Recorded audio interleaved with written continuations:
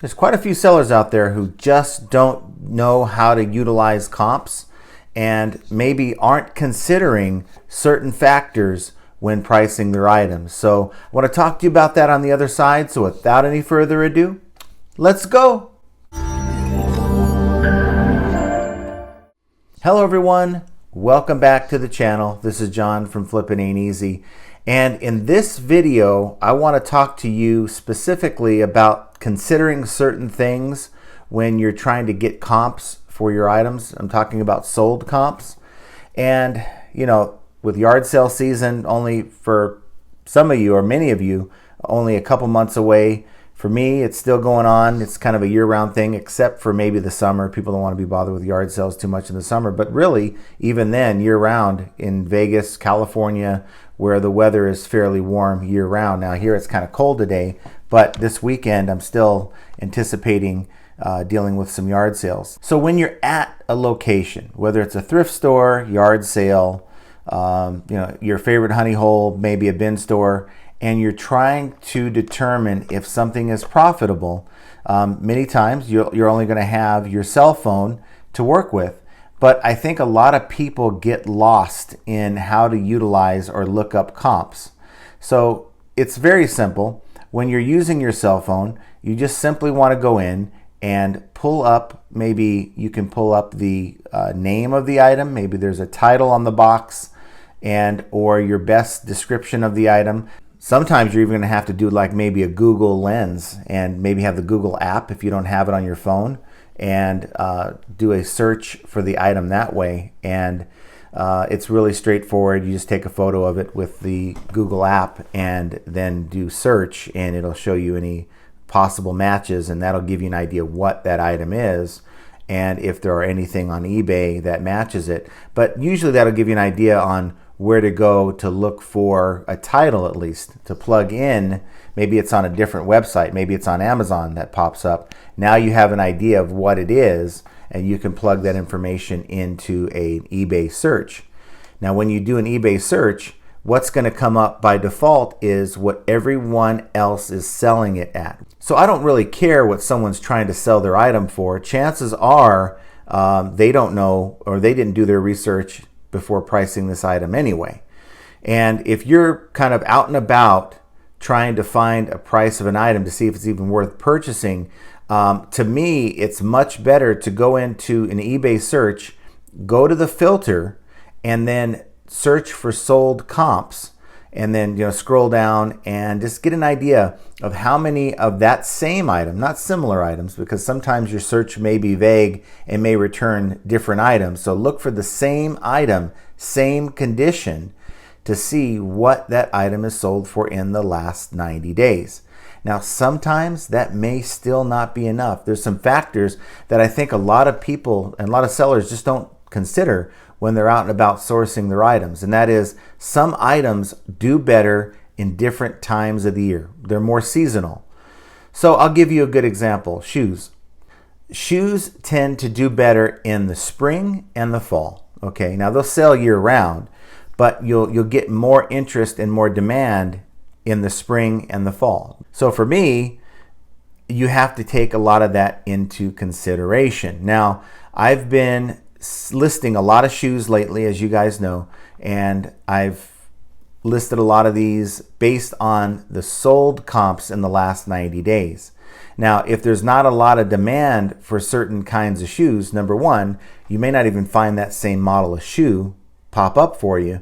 And number two, if you're pricing shoes in December, listing shoes in December and looking for a price, you're going to see lower sold comps usually than you will in the spring or the fall. So for me, I'm looking to list these shoes, and I'm going to show you an example here in just a second, but I'm looking to list these shoes so that when the optimal period comes, and I'm not afraid to sit on shoes. So now we talk about trying to move your merchandise, but I want to price my stuff appropriately where I can get still maybe someone come along and grab it, get a sale, but I want to make sure that I'm priced appropriately so when that peak period comes, then I'm going to be able to maximize as much profit as I can on that item. Now with collectibles, maybe not so much. From what I understand, in most cases with collectibles, there's really not a seasonality unless that collectible item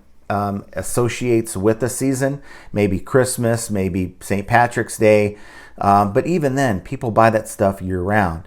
I'm talking about things that are more seasonal. So for instance, like baseball gear, like outdoor baseball gear, if you're looking to buy stuff at yard sales, well, Little League starts up here in the end of February, early March, usually. And baseball season in general, it's a good idea to start picking that stuff up. Now, if you're looking at a yard sale here in the summertime, in the fall, and you see someone selling baseball gear, well, I mean, if you buy it, just plan on sitting on it for a while, because chances are it's not going to move as fast as if you were to buy it like right now for February and March.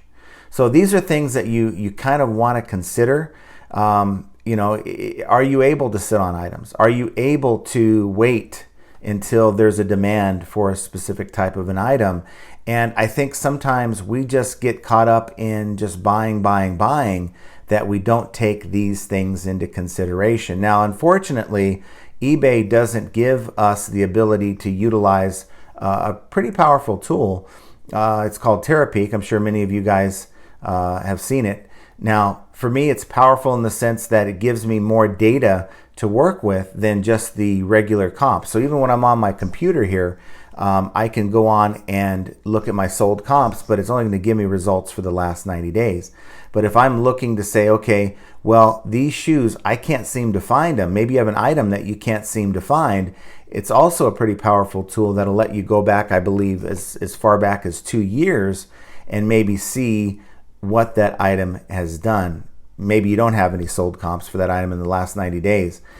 So for me, it's just trying to use as many tools as I can to try to understand the best way to price a lot of these items and maybe fix. I've mispriced a lot of items before because I simply try to do it as quickly as possible and move on to the next item. I think a lot of us do that.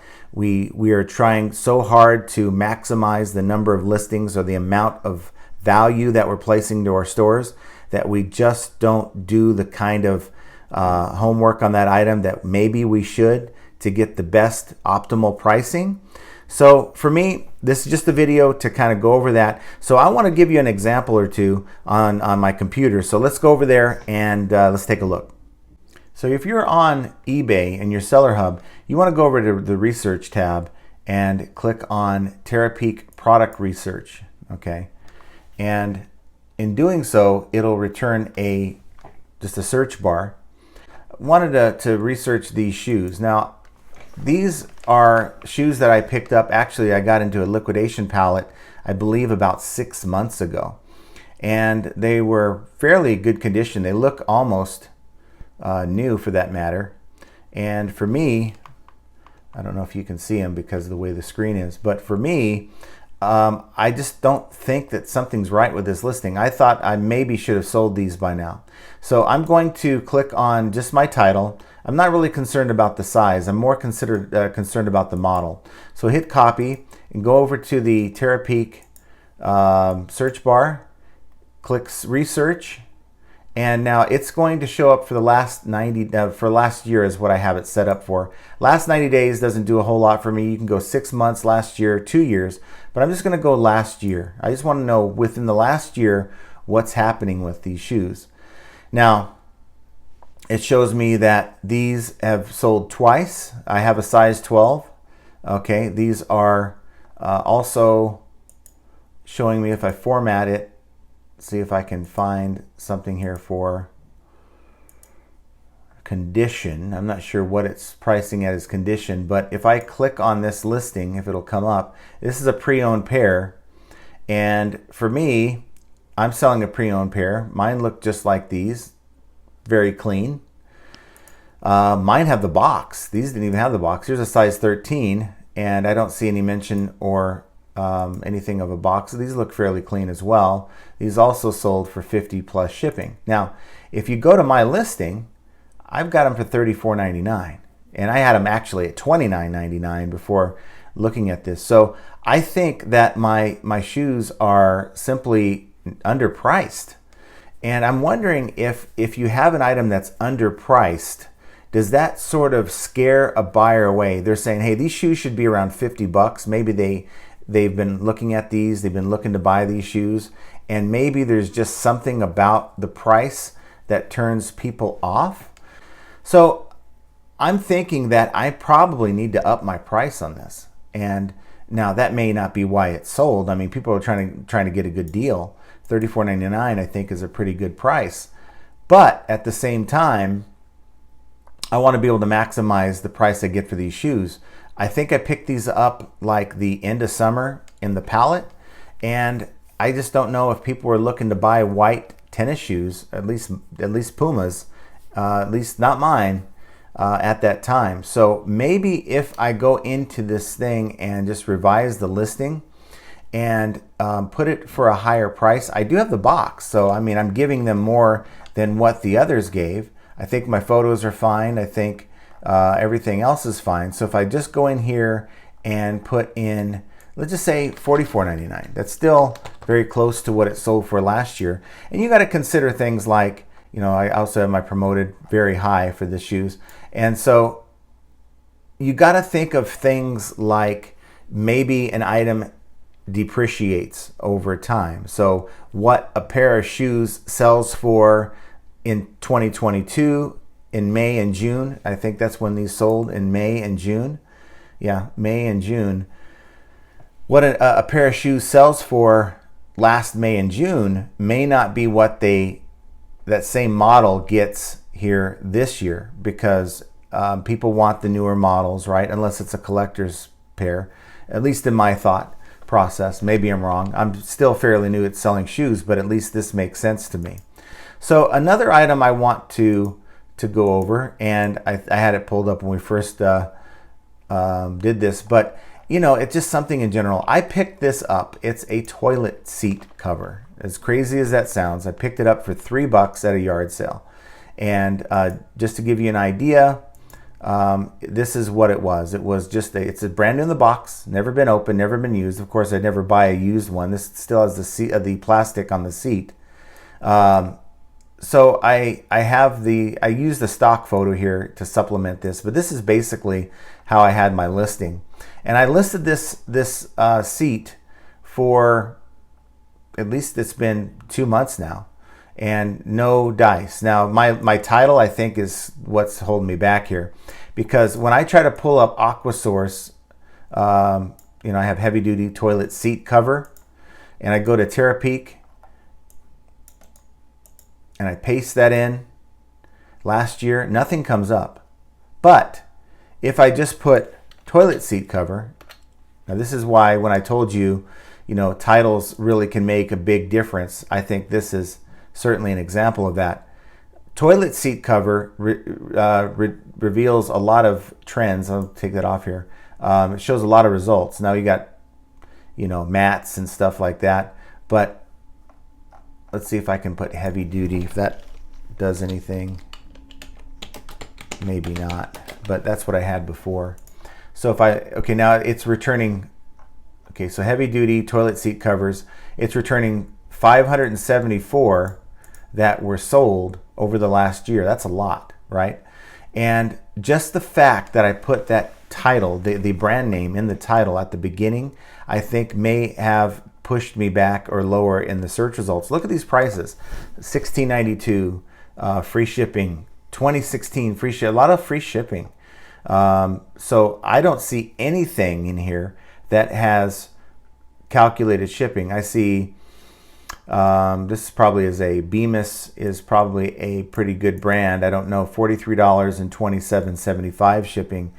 A lot of free shipping. Not so many people. Here's one that sold $2 shipping, which doesn't make any sense. But there's a lot of free shipping. Now, I don't really like free shipping at all, but sometimes you have to do what you have to do to get the item to sell. Now, I know this is a sealed item, okay?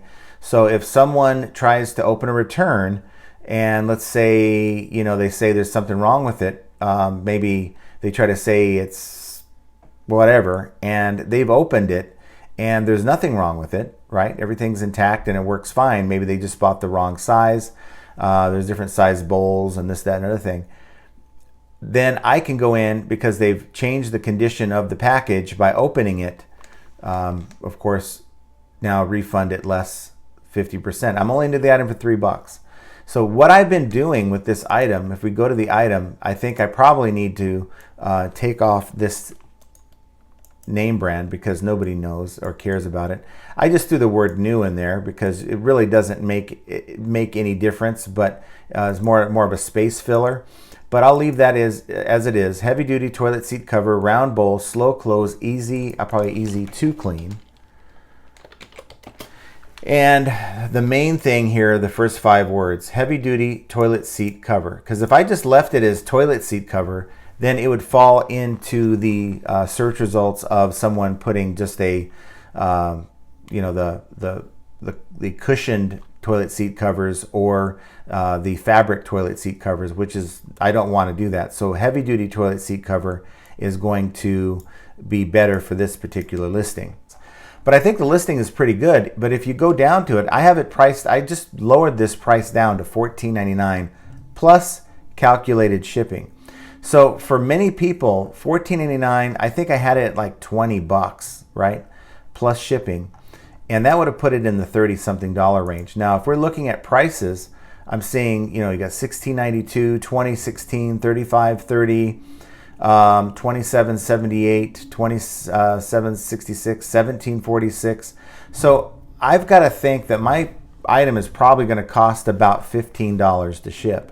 So I'm going to be right around, with calculated shipping plus the price, I'm going to be right around $30. Now I do have allowing offers.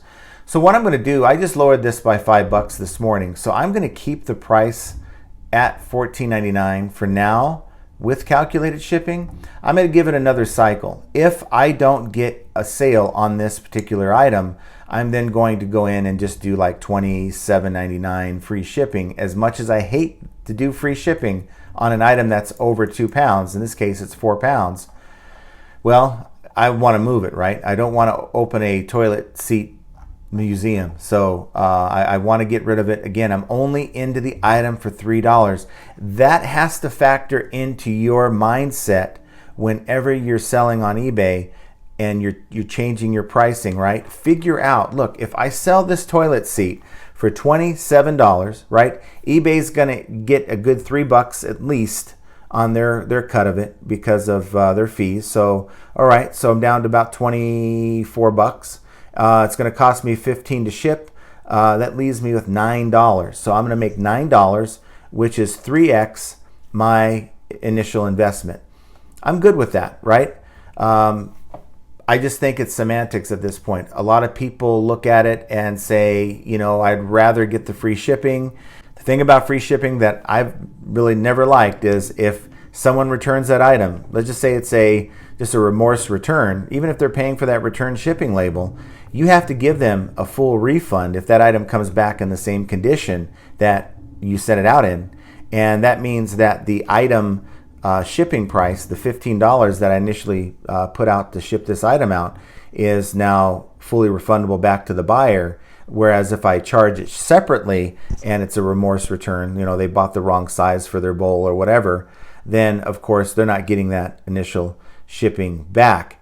And that's because it's initially defined. When you have it separate from the price of the item, your shipping is actually defined. Whereas if you're just pricing it in with your item, like $27 free shipping, there's no real definition as to how much the shipping really is, if that makes sense.